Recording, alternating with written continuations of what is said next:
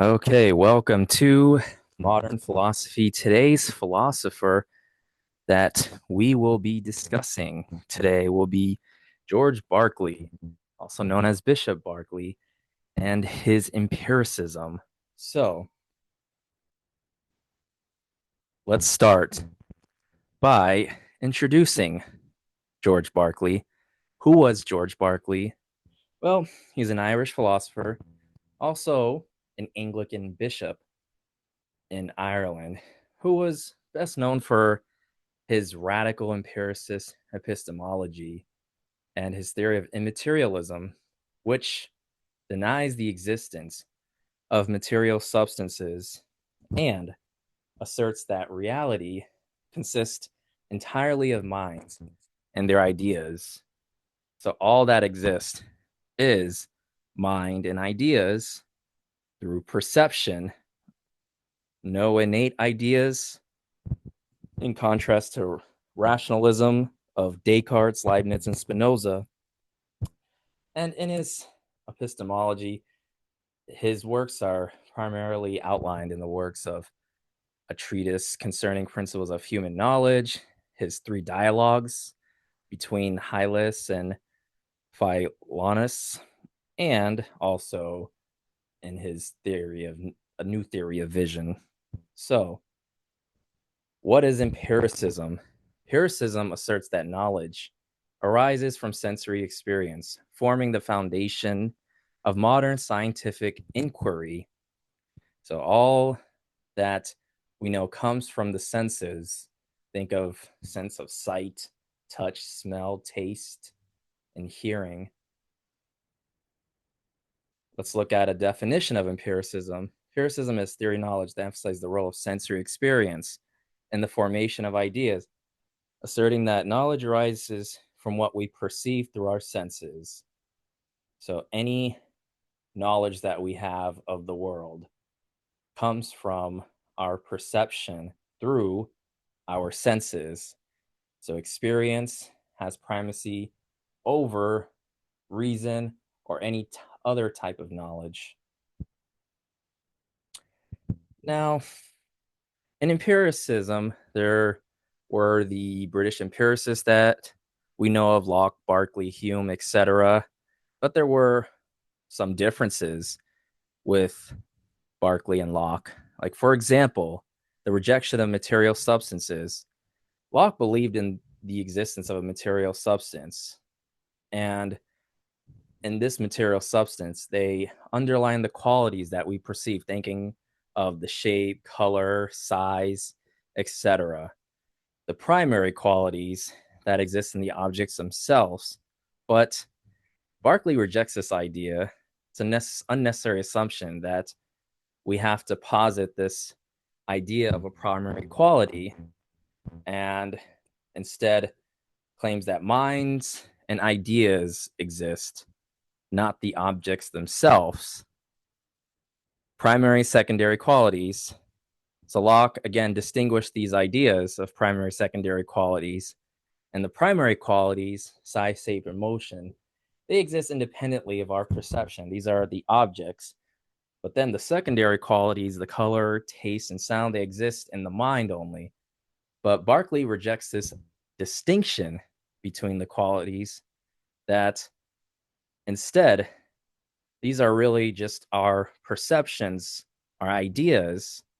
So why even posit the existence of a primary or secondary quality if all we have is our ideas of these qualities?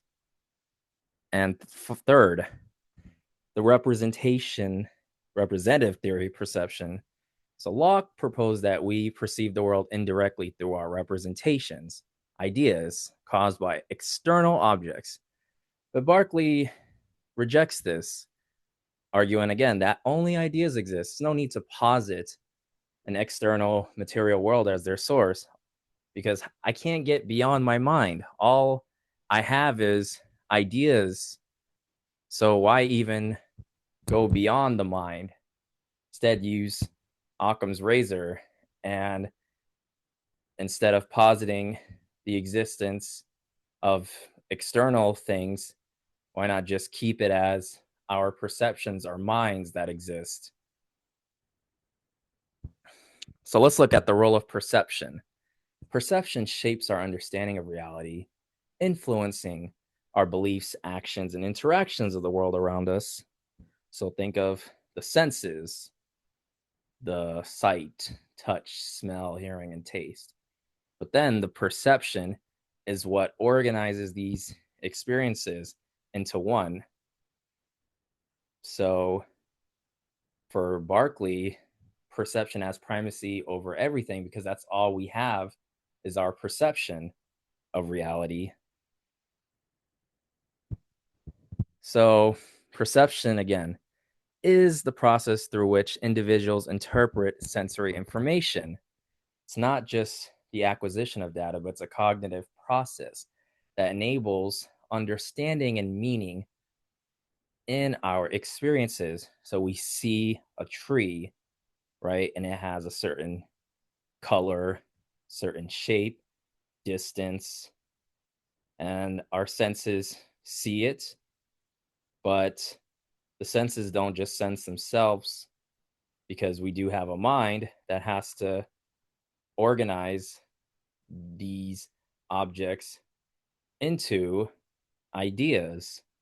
And that is what Berkeley's philosophy is all about, is that really what we're seeing is our perception of these objects, of the external world, and that we are creating these ideas in the mind and they only exist in the mind. But of course, perception has limitations. So while perception is vital, has inherent limitations. We have our biases and emotions, individual experiences. They can distort our understanding and misconceptions about the external world. So let's look at an example which Berkeley does talk about in his theory of vision. When we see images, we're not really seeing anything as they are in reality. An example would be an inverted retina image. So in this example, we're seeing a dog, but the image formed on the retina is inverted. So it's the brain that's interpreting these images as being right side up.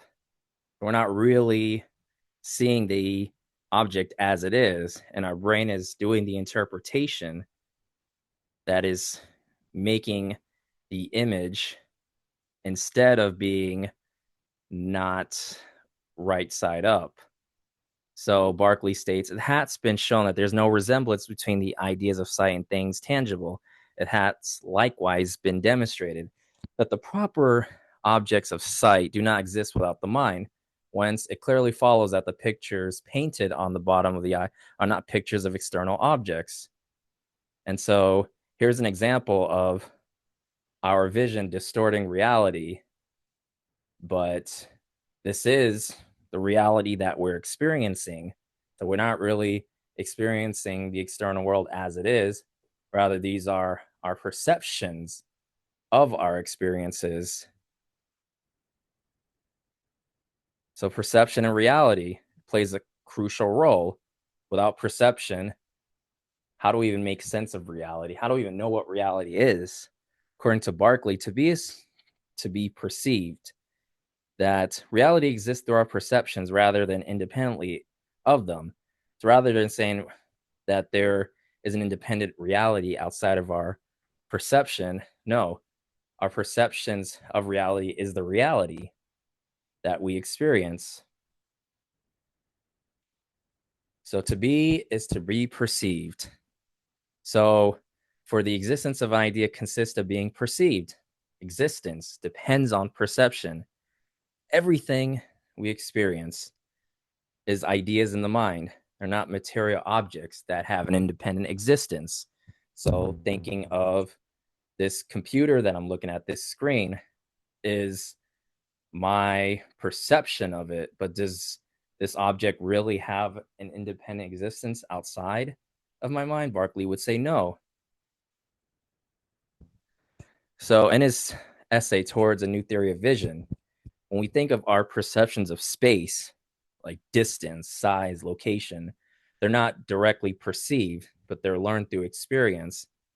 And that when we have ideas of shapes, colors, sizes, etc., these come from our senses of vision and touch. And then the mind develops this habits that correlates to ideas of space.